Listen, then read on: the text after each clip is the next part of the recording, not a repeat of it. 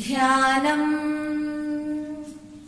शङ्खं चक्रं जलौकां दधदमृतघटं चारुदोर्भिश्चतुर्भिः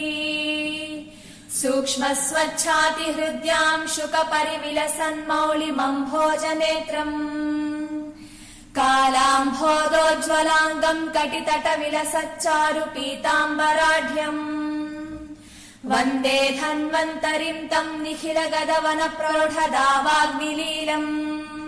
अच्युतानन्त गोविन्द विष्णो नारायणामृता रोगान्मे नाशयाशेषान् आसु धन्वन्तरे हरे आरोग्यं दीर्घमायुष्यं बलं तेजो धियो श्रियम्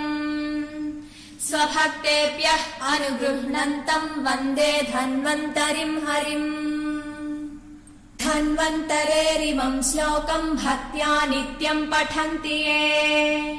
अनारोग्यं न तेषां स्यात् सुखं जीवन्ति ते चिरम्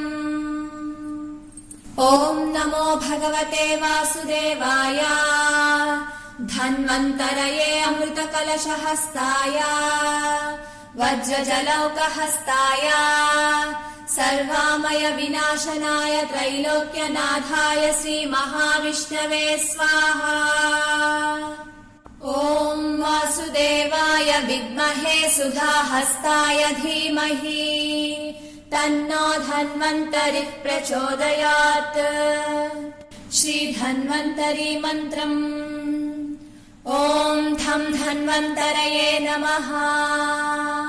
ॐ नमो भगवते महासुदर्शनाय वासुदेवाय धन्वन्तरये अमृतकलशहस्ताय सर्वभयविनाशाय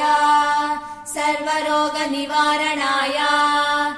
त्रैलोक्यपतये त्रैलोक्यनिधये श्रीमहाविष्णुस्वरूप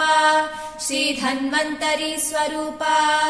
श्री श्री श्री औषधचक्र नारायणाय स्वाहा।